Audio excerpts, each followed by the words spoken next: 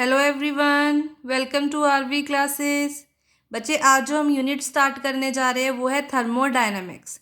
अगर मैं बात करूं थर्मोडायनेमिक्स की, ये पेपर पॉइंट ऑफ व्यू से बहुत बहुत इंपॉर्टेंट चैप्टर है। तो यहाँ से डेफिनेटली जो मैं करवाऊंगी, डेफिनेटली यहाँ से क्वेश्चंस दिखेंगे आपको पेपर में, और डिट्टो ऐसे ही पेपर में क्वेश्चंस आ जाते हैं। तो सबसे पहली चीज़ जो आपने ध्यान में रखनी है कि जो हम थर्मोडायनेमिक्स कर रहे हैं तो इसके अंदर करना क्या है। थर्मोडायनेमिक्स क्या है? It's a branch of science जिसमें हम क्या करेंगे, study of heat and temperature. अब बच्चे, मैंने यहाँ पे टर्म यूज करी है, एक है हीट, एक है टेम्परेचर। तो दोनों का मीनिंग क्या है, बिल्कुल अलग अलग है। अगर मैं बात करती हूँ हीट, तो जो चीज़ गर्म है, जहाँ पे मुझे वार्मथ फील होगी, तो मैं बोलूँगी वहाँ पे हीट है। बट जो टेम्परेचर है, टेम्परेचर तो गर्म या ठंडा कुछ भी हो सकता है, ठीक है। तो इट मीन्स अगर मैं हीट की बात करती हूँ तो हीट को क्या मैं बोल सकती हूँ, it is a form of energy. अगर ये एनर्जी की फॉर्म है तो इसकी एसआई यूनिट भी एनर्जी वाली होगी। तो एसआई यूनिट ऑफ हीट क्या आ जाएगी, जूल। सीजीएस में एनर्जी की यूनिट क्या होगी, अर्ग। और 1 जूल में कितने अर्ग है, 10⁻⁷ अर्ग। ये क्वेश्चन बच्चे बहुत इंपॉर्टेंट है कि 1 जूल में कितने अर्ग प्रेजेंट है। एग्जामिनर यहाँ पे क्वेश्चन चेंज कैसे कर सकता है कि वो आपसे पूछ ले 1 अर्ग में कितने जूल है। तो ये जो 10⁻⁷ है, ये दूसरी साइड जाके क्या बन जाएगा, 10⁻⁻⁷ हो जाएगा। तो पेपर में बहुत ध्यान से करता है कि 1 जूल में अर्ग पूछे या 1 अर्ग में जूल पूछे उसने, ठीक है। अगर मैं बात करूं टेम्परेचर की, तो टेम्परेचर बच्चे क्या है, it is the degree of hotness और कोल्डनेस, ठीक है। तो जो एसआई यूनिट है टेम्परेचर की वो है kelvin. Very very important, exams में आता है, ठीक है। केल्विन भी लिखा हो सकता है, कैपिटल में के भी लिखा हो सकता है। और फिजिक्स के अंदर जितने भी आपने न्यूमेरिकल सॉल्व करने हैं, सब में आपने एसआई यूनिट पुट करनी है। तो टेम्परेचर अगर सेल्सियस में गिवन हुआ कभी भी, तो सबसे पहला काम होगा उसको केल्विन में कन्वर्ट करो, देन न्यूमेरिकल में पुट करो, तब आपका आंसर जो है वो सही आएगा। केल्विन को छोड़ के आपने जो भी यूनिट टेम्परेचर की सुनी है, ठीक है, वो सारी सीजीएस में डाल दो।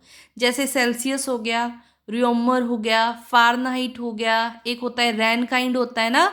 तो केल्विन को छोड़ के बाकी सारी यूनिट हमने डाल देनी है सीजीएस के अंदर।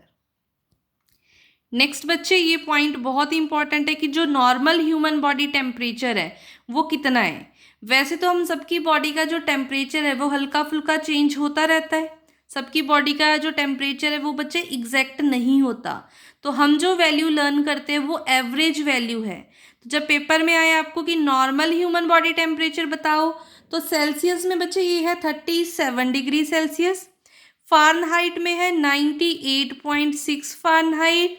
और अगर कभी भी आपको वैल्यू सेल्सियस में दे रखी है और आप उसमें 273 क्या करते हो, ऐड ऑन कर देते हो, then you will get value in kelvin. तो ह्यूमन बॉडी का जो नॉर्मल टेम्परेचर है सेल्सियस में वो है 37 डिग्री सेल्सियस। अगर मैं इसमें 273 ऐड कर दूं तो ये बन जाएगा 310, और ये आंसर किस में आया, केल्विन में, ठीक है बच्चे। ये क्वेश्चन बहुत बहुत इंपॉर्टेंट है। कई बार एग्जाम में ना ये दोनों वैल्यूज एक ही ऑप्शन में आ जाती है। For example, normal human body temperature 37 degree Celsius, 98.6 degree Fahrenheit. Next में लिख देंगे 98.6 डिग्री सेल्सियस 37 फारेनहाइट। तो ऐसे ही उल्टे पुल्टे से ऑप्शन बन जाएंगे, ठीक है। तो आपने ध्यान रखना है 37 degree Celsius, 98.6 Fahrenheit, 310 kelvin. Clear.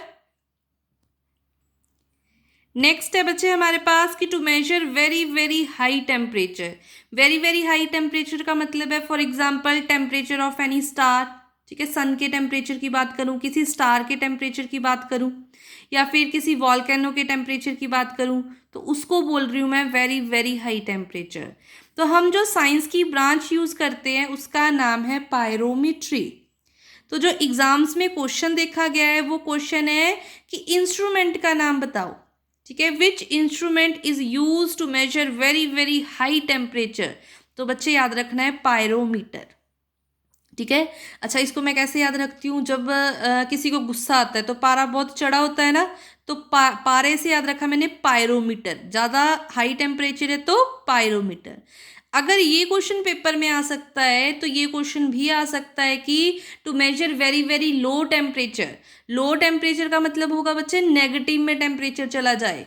For example मुझे किसी ऐसे प्लेनेट की स्टडी करनी है जहाँ पे टेम्परेचर बहुत कम है, मुझे ग्लेशियर्स की स्टडी करनी है, मुझे पोल्स पे जाके स्टडी करनी है, तो मैं उसको लूँगी वेरी वेरी लो टेम्परेचर की फॉर्म में ना। तो उसके लिए जो ब्रांच यूज़ करते हैं वो होती है क्रायोजेनिक्स। इसको याद कैसे रखेंगे, ऑप्शन से कैसे याद रखेंगे कि ज़्यादा ठंड में बच्चे रोने निकल जाते हैं, तो रोने से याद रखना है क्रायो। ठीक है, रोने से याद रखना है क्रायो।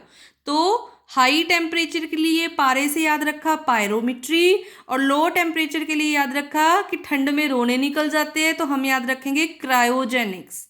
ठीक है, तो 4 ऑप्शंस देख के हमें आराम से याद आ जाएगा ये। नेक्स्ट है बच्चे हमारे पास relation between different temperature scales. ये जो रिलेशन दे रखा है आपको बच्चे, ये रिलेशन मैं बोलूँगी आपको याद करना पड़ेगा। ठीक है, दिस इज प्योरली रटाफिकेशन। अगर आप ये रिलेशन याद कर लोगे तो यहाँ से जो 2 टाइप के क्वेश्चन जो बन सकते हैं वो आपको याद नहीं करने पड़ेंगे। वो 2 टाइप के क्वेश्चन आप ऑन द स्पॉट क्या करोगे, सॉल्व करके देखोगे with the help of this formula. Formula क्या है बच्चे, c/5 is equals to f-32/9 equals to k-273/5 is equals to r/4। c mean Celsius, f is for Fahrenheit, k is for Kelvin and r is for Reaumur scale. Clear.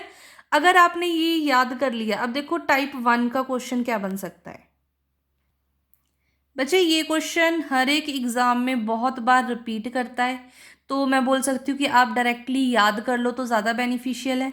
But अगर याद करा हुआ भूल जाए ना या कोई confusion आ जाए तो हमने मेथड भी करना है कि हम ऑन द स्पॉट सॉल्व करके कैसे देखें। टाइम सेविंग के लिए तो मैं बोलूँगी आपको कि याद कर लो, ठीक है। बट अगर कन्फ्यूजन आ गई तो मेथड पता होना चाहिए सॉल्व करने का। हमने ये चीज़ याद कर ली है तो हम सॉल्व कर सकते हैं। तो क्वेश्चन क्या है बच्चे, eight what temperature Celsius and Fahrenheit scale read same. तो कितने डिग्री पे सेल्सियस और फ़ारेनहाइट स्केल जो है वो सेम रीडिंग दिखाएंगे। तो आंसर इज -40 डिग्री। कन्फ्यूजन आने के चांसेस क्या है, मान लो पेपर में आपको कन्फ्यूजन आ गई कि -40 था या +40 था, 40 तो याद रह गया, माइनस प्लस ने कन्फ्यूज कर दिया। तो सॉल्व करके देखते हैं। मैंने बोला सेल्सियस और फ़ारेनहाइट स्केल, तो बच्चे उठा लो ये फॉर्मूला, दोबारा से लिखा मैंने, c/5 is equals to f-32/9। c और f सेम रीडिंग दिखा रहे हैं तो c और f दोनों को ही x पुट कर दो। तो मैंने c की जगह पे भी x लिख दिया, f की जगह पे भी x लिख दिया। अब इसके बाद क्या करना है, क्रॉस मल्टीप्लाई करो, सॉल्व करो, x निकालो, x -40 आएगा। ये देखो ये बन गया बच्चे 9x, ये 5 इधर जब मल्टीप्लाई होगा 5x -32 इंटू 5 160। x वालों को एक साइड कर लो, 5x आ गया दूसरी side, 9x - 5x 4x equals to कितना है बच्चे -60, 160 नॉट 60। तो x कितना आ गया, 4 चला जाएगा डिवाइड में, तो x इज इक्वल्स टू -160/4 कितना बन गया बच्चे आंसर -40 डिग्री। ठीक है। बट पेपर के लिए आपने क्या करना है कि अगर याद कर सकते हो तो -40 डिग्री डायरेक्ट याद कर लो, क्योंकि तकरीबन क्वेश्चन एग्जामिनर यही उठा के डाल देता है। बट कन्फ्यूजन आ जाए तो हमने फॉर्मूला याद करा था, ठीक है, वो याद ही करना पड़ेगा आपको। अगर वो याद कर लिया तो आप सॉल्व करके भी देख सकते हो। बट ध्यान रखना, ट्राई करना कि 1 मिनट से पहले एक क्वेश्चन आपका सॉल्व हो जाए, उससे ज़्यादा टाइम हमने नहीं लगाना है क्वेश्चन पे। नेक्स्ट देखो क्या क्वेश्चन बना सकती हूँ यहीं से उसी टाइप का। At what temperature Celsius and Reaumur scale read same. तो इस बार बच्चे जो एक्सप्रेशन उठाना है वो सेल्सियस और रियोमर स्केल का उठाओगे। तो वो क्या था, c/5 is equals to r/4। उठा लिए एक्सप्रेशन, दोनों के इक्वेट कर दिया। अब दोनों सेम रीडिंग दिखाएंगे, मीन c और r को क्या पुट कर दो बच्चे, x पुट कर दो, क्रॉस मल्टीप्लाई करो और x निकालो। बच्चे यहाँ तक तो सही कर देते हैं, ठीक है ना। जब 5x को दूसरी साइड लेके आ रहे हो या फिर 4x को इस साइड लेके आ रहे हो तो दूसरी साइड बच्चे 0 बचता है, ना कि 1। तो ध्यान रखना। तो मैं 5x को इधर लेके आई, इज इक्वल्स टू में क्या आ गया 0। तो ये बन गया 4x - 5x - x equals to 0। x is equals to 0/-1, 0/anything that is equals to 0। तो सेल्सियस एंड रियोमर स्केल जो स्केल रीडिंग सेम दिखाएंगे वो होगी 0 डिग्री, ठीक है, और 0 में प्लस माइनस नहीं होता। नेक्स्ट क्वेश्चन देखो बच्चे क्या है। Question is at what temperature Fahrenheit and Reaumur scale read same. कितने टेम्परेचर पे, अब उसने पूछा F and R same reading दिखाएंगे, ठीक है, दोनों स्केल। तो इस बार जो एक्सप्रेशन उठाना है एफ और आर का उठा लो। एफ एंड आर दोनों की जगह पे बच्चे क्या करना है, एक्स पुट कर देना है, क्रॉस मल्टीप्लाई करना है, you will get the answer. तो ये गया 4 इंटू एक्स 4x, 32 इंटू 4 128, और ये इधर आ गया 9x, ठीक है। x को एक साइड कर लो तो 9x आ गया इधर, तो -9x होगा, और ये माइनस में 128 है, उधर जाके क्या हो गए प्लस में 128। तो 4x minus 9x minus 5x equals to 128, x is equals to 128 by -5, तो कितना बन जाएगा बच्चे, डिवाइड करके चेक करना, -25.6। तो हम इतने सारे एक्सप्रेशंस के आंसर याद नहीं कर सकते कि एफ एंड आर बराबर होगा -25.6 पे ना, सी एंड आर बराबर होगा 0 के ऊपर, सी एंड एफ बराबर होगा -40 के ऊपर। तो ऑन द स्पॉट आप निकाल के देख सकते हो, बट -40 वाला सी एंड एफ वाला रिजल्ट याद कर लो, क्योंकि वो रिपीट ज़्यादा करता है क्वेश्चन। अगर नहीं याद करना चाहते बच्चे तो निकाल के देख लो, ठीक है। ये देखो बच्चे, ये है नेक्स्ट क्वेश्चन हमारा, eight what temperature Fahrenheit and kelvin scale read same. तो इस बार मैं एक्सप्रेशन जो उठा के लिखूंगी यहाँ पे वो एफ एंड के का है। f -32/9 is equals to k -273/5। F and K की जगह पे क्या करूँ, x पुट कर देती हूँ क्योंकि इक्वल रखना है। क्रॉस मल्टीप्लाई करो, तो क्रॉस मल्टीप्लाई करके देखो 5 इन दोनों के साथ मल्टीप्लाई होगा एंड 9 इन दोनों के साथ मल्टीप्लाई होगा। तो मल्टीप्लाई कर दिया, ये बन गया 5x -160 is equals to 9x -273 भी 9 के साथ मल्टीप्लाई होगा। ये मल्टीप्लाई करके इनका आ रहा था 2457। x वालों को कर देते हैं एक साइड, तो ये बन गया बच्चे 5x, ये इधर आके हो गया -9x, और ये जो 160 है उधर जाके क्या हो जाएगा प्लस। तो ये तो कितना बन जाएगा, ये बच्चे बन जाएगा -4x, ठीक है। और ये देखो प्लस माइनस, ये माइनस है ये प्लस है, तो प्लस माइनस होते हैं माइनस, एक साइन प्लस का है एक माइनस का है, तो इन दोनों का क्या होगा माइनस। अब जो साइन है वो तो इसका बड़ा है, नेगेटिव साइन वाले का बड़ा है ना, नेगेटिव साइन जो है वो बड़ा है, तो जो इधर वैल्यू आएगी वो नेगेटिव में आएगी, ठीक है। तो उसका भी आंसर पे फर्क पड़ेगा, क्योंकि जो ऑप्शंस दे रखे होते हैं उसमें सेम आंसर प्लस में भी गिवन होता है और माइनस में भी गिवन होता है, कि कहीं पे साइन की कोई गड़बड़ हो जाए, तो बहुत ध्यान से करना है। तो ये देखो क्या बन जाएगा बच्चे, इस साइड आ गया था -4x और ये आ गया है -2297, नेगेटिव से नेगेटिव कैंसल आउट हो गया, ये जाएगा 4 डिवाइड में इधर, तो x is equals to 2297 divided by 4। तो जब आप इसको डिवाइड करोगे तो आंसर कितना बनेगा 574.25। क्लियर। तो सॉल्व करने की बच्चे प्रैक्टिस करनी है, ये नहीं करना कि बस एक बार देख लिया फाइनल पेपर में ही जाके करेंगे तो दिक्कत आएगी और टाइम भी ज़्यादा लगेगा। आपने क्या करना है, बार बार इनकी प्रैक्टिस करनी है, ठीक है। और इसके बाद कोई भी क्वेश्चन आ जाए, सी और एफ को बराबर करना है, सी और के को बराबर करना है, ठीक है, आर एंड एफ को बराबर करना है, तो आपको सिर्फ वो फर्स्ट वाला जो फॉर्मूले वाला एक्सप्रेशन था वो याद होना चाहिए। इक्वेट आप किसी भी 2 टर्म्स को कर सकते हो बड़े आराम से। नेक्स्ट बच्चे, ये टाइप 2 क्वेश्चन बन रहा है उसी फॉर्मूले से, और इस टाइप में हमने क्या करना है, जैसे मैं आपको किसी बॉडी का किसी ऑब्जेक्ट का टेम्परेचर बोल दूं कि ये फ़ारेनहाइट में इतना है, केल्विन में बताओ, या केल्विन में इतना है, सेल्सियस में बताओ, इस टाइप से क्वेश्चन कि आपको जो टेम्परेचर है उसकी वैल्यू दे दी जाए।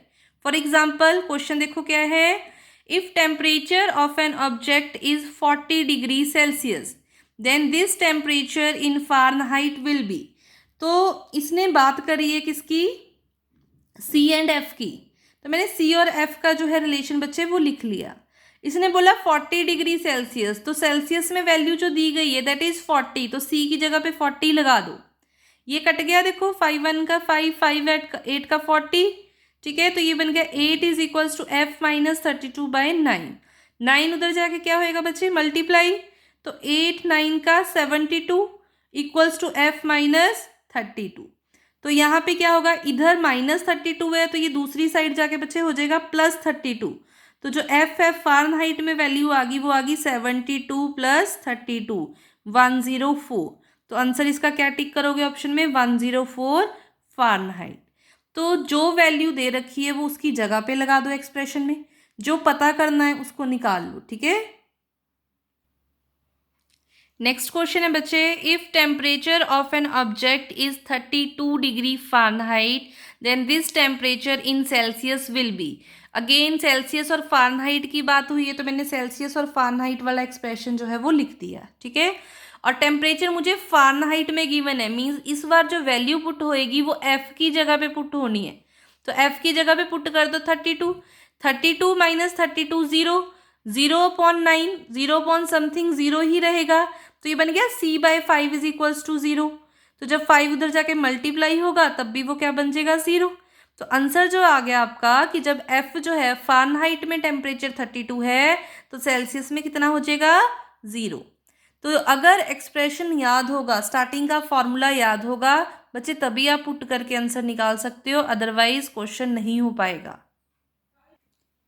नेक्स्ट क्वेश्चन देखो बच्चे, नेक्स्ट क्वेश्चन में बोला है if temperature of an object is again 32 degree Fahrenheit then this temperature in kelvin will B.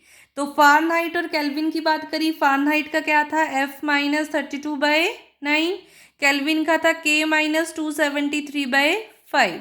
दोनों को करा बच्चे इक्वेट, फारेनहाइट में 32 दिया, 32 माइनस 32 0, 0/9 0, और 5 से जब मल्टीप्लाई होगा 0।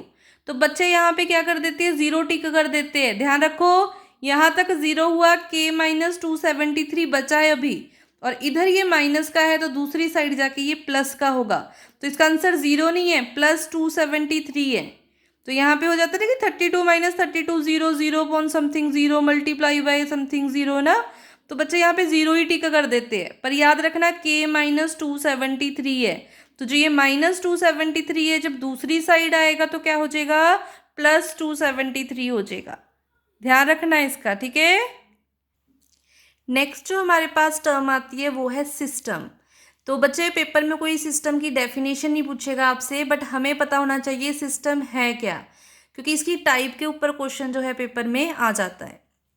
तो अगर मैं सिस्टम की बात करूं तो सिस्टम क्या होगा, वर्किंग स्पेस होगा, वो सिस्टम कहलाएगा। मींस अगर मैं इस रूम में पढ़ रही हूँ या पढ़ा रही हूँ इस रूम में, तो ये जो रूम है वो मेरे लिए सिस्टम है, और इसको छोड़ के जो भी इसके सराउंडिंग में आएगा उसको नाम ही सराउंडिंग का देना है। मतलब जो भी इसके आसपास का रीजन है वो सारा सराउंडिंग है।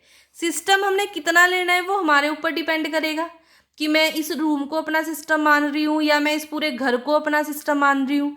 तो जितनी आपकी वर्किंग स्पेस है उसको छोड़ के बाकी सारा आएगा आपके सराउंडिंग में। और अगर मैं सिस्टम और सराउंडिंग को मिला दूं तो मुझे पूरा यूनिवर्स मिल जाएगा। System plus surrounding is equals to universe. तो हमें अब जो ये सिस्टम की थोड़ी डेफिनेशन है वो समझ में आ गई कि जितने में भी हम काम करेंगे वो हमारा क्या है, सिस्टम है। ये बच्चे 3 टाइप्स होती है सिस्टम की, open system, close system, isolated system. करने हमने तीनों ही सिस्टम है, बट जो पेपर में ज़्यादातर कॉम्पिटिटिव एग्जाम में क्वेश्चन देखा गया है वो बनता है आइसोलेटेड सिस्टम के ऊपर। मैंने कहीं पे भी अगर स्टार डाला हो ना करते करते, इट मीन्स वो क्वेश्चन पेपर में ज़्यादा बार आता है। ठीक है, करने तीनों ही है, कोई और भी आ सकता है, ओपन सिस्टम भी आ सकता है पेपर में, क्लोज्ड भी आ सकता है, आइसोलेटेड तो रिपीट करता है। ठीक है, तो ओपन सिस्टम बच्चे क्या है, देखो मान लो मैंने ना किसी कंटेनर के अंदर कोई गर्म चीज़ रखी हुई है, चाय रख दी मैंने इसके अंदर। ठीक है, तो चाय में से क्या होगा, इवेपोराइजेशन भी हो रही होगी। ठीक है ना, यहाँ से जो है आपको वो हीट निकलती दिखेगी भी इनफैक्ट। तो यहाँ पे जब इवेपोराइजेशन हो रही है तो इसके अंदर से 1 बूंद 2 बूंद कुछ ना कुछ मैटर तो क्या हुआ होगा, बाहर ट्रांसफर हुआ होगा। बाहर ट्रांसफर का मतलब सराउंडिंग में गया होगा। ठीक है, और अगर मैं इसके ऊपर ऐसे हाथ रखती हूँ, ठीक है, चाय के कप के ऊपर ऐसे ऊपर से हाथ रख रही हूँ, तो हाथ रखने से मुझे हीट जो है वो भी फील हो रही है। तो ओपन सिस्टम में क्या हो रहा है कि जो हीट है, हीट मीन्स एनर्जी जो है वो भी ट्रांसफर हो रही है, मैटर जो है वो भी ट्रांसफर हो रहा है, किसके साथ? With the surrounding. Clear? Open system वो वर्किंग स्पेस है जिसमें heat and matter both exchanges with surrounding. Next जो है हमारे पास क्लोज सिस्टम। तो बच्चे उसी चाय के कप को मैंने एक प्लेट से क्या कर दिया, ढक दिया, इसके ऊपर एक लिड लगा दी। तो अब क्या हुआ, जो भी मैटर यहाँ से ट्रांसफर हो रहा था वो इस लिड के साथ टकरा के वापस नीचे ही आ जाएगा। तो इट मीन्स मैंने क्या करा, मैंने मैटर की ट्रांसफर क्या कर दी, रोक दी। अब मैटर सराउंडिंग में नहीं जा रहा। बट ये जो प्लेट रखी है आपने ऊपर, अगर मैं इस प्लेट को हाथ लगाती हूँ तो हाथ लगाने से ये जो प्लेट है ये मुझे गर्म लगेगी। तो ये गर्म लग रही है, इट मीन्स यहाँ से सारी जो हीट है वो प्लेट तक भी जा रही है। तो जो हीट है वो एक्सचेंज कर रही है विद द सराउंडिंग। तो क्लोज सिस्टम बच्चे वो वर्किंग स्पेस होगा हमारे लिए जहाँ पे हीट का ट्रांसफर तो हो जाएगा विद सराउंडिंग, बट मैटर जो है वो सराउंडिंग के साथ एक्सचेंज नहीं हो सकता।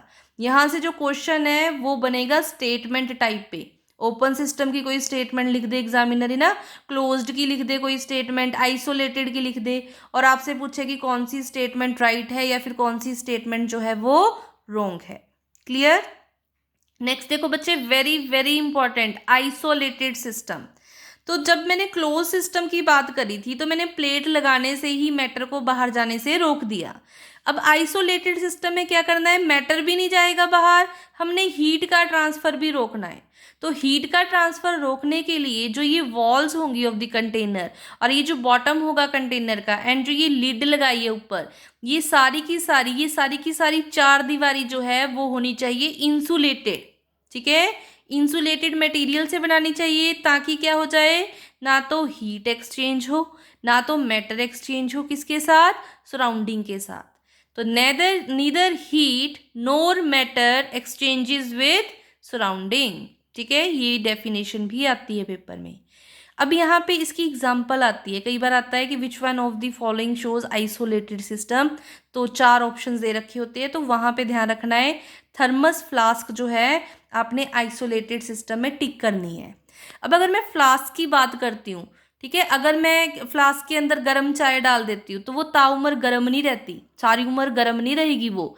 तो अगर मिल्टन की भी मैं बात करूँ ना, मिल्टन की फ्लास्क लेती हूँ तो वो भी ज़्यादा से ज़्यादा क्या करेगी, 13 घंटे तक ही गर्म रखेगी उस चाय को, उसके बाद तो क्या होगा, ठंडा होगा। तो हम ये आइडल केस सपोज करते हैं।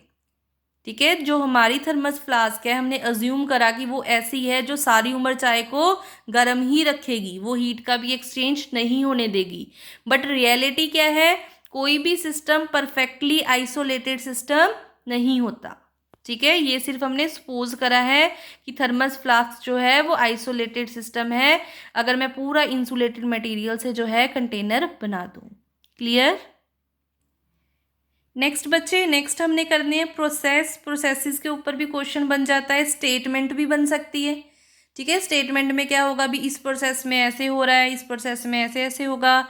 या फिर ऐसे भी क्वेश्चन बन सकता है कि सिंपली पूछा जाए भी आइसोथर्मल प्रोसेस के लिए कौन सी जो टर्म है बिल्कुल सही लिखी है, उसमें टी कांस्टेंट होगा या टी जीरो होगा या डेल्टा टी जीरो होगा या फिर डेल्टा टी कांस्टेंट होगा। ठीक है, तो सबसे पहला जो प्रोसेस बच्चे याद रखना है हमने वो है आइसोथर्मल प्रोसेस।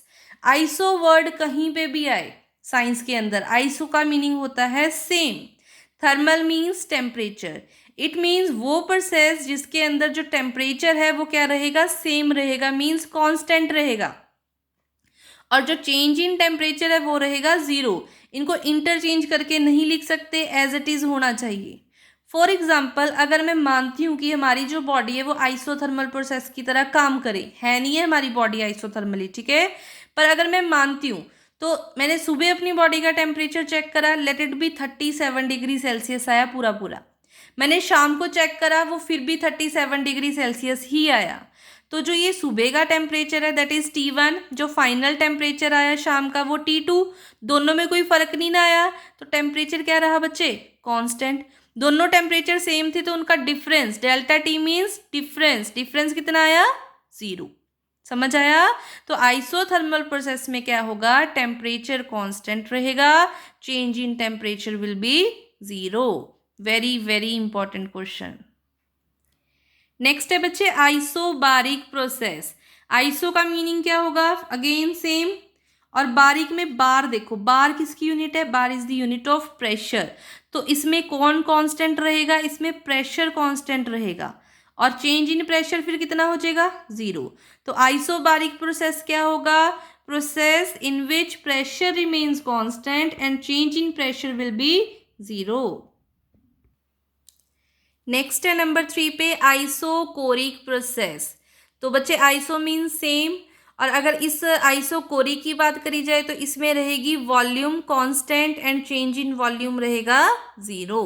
तो आइसोकोरिक प्रोसेस क्या है, जिसमें वॉल्यूम कांस्टेंट है एंड चेंज इन वॉल्यूम है 0। नंबर 4 पे आपने करना है एडियाबैटिक प्रोसेस। ये पेपर में काफ़ी बार क्वेश्चन रिपीट करता है एडियाबैटिक प्रोसेस का फॉर ऑल कॉम्पिटिटिव एग्जाम्स। तो एडियाबैटिक प्रोसेस में बच्चे जो हीट है वो कांस्टेंट रहेगी, तो चेंज इन हीट कितना हो जाएगा, 0। तो कहीं पे भी एडियाबैटिक प्रोसेस आएगा तो उसमें आपने हीट कांस्टेंट टिक करनी है एंड चेंज इन हीट जो है वो 0 टिक करनी है। क्लियर। तो बच्चे आज के सेशन में हम इतना ही करेंगे। इसके नेक्स्ट पार्ट में जो हम करेंगे उसमें हम करेंगे लॉज ऑफ थर्मोडायनेमिक्स, जो भी आएगा, 0th लॉ है, फर्स्ट है, सेकंड है, ठीक है, उनके ऊपर भी क्वेश्चन बनते हैं। फिर स्पेसिफिक हीट है, लेटेंट हीट है, मोड्स ऑफ हीट ट्रांसफॉर्मेशन है, कार्नोट हीट इंजन है, ये सारा जो है ये हम करेंगे सेकंड पार्ट के अंदर। क्लियर। यहाँ तक किसी भी बच्चे को कोई डाउट है तो कमेंट सेक्शन में मुझे बता दें, ठीक है। कोई और टॉपिक लग रहा है कि कुछ मिस हो गया है तो आप उसमें भी बता सकते हो। कोई भी डाउट हो तो बच्चे क्लियर कर लेना। Thank you, have a nice day.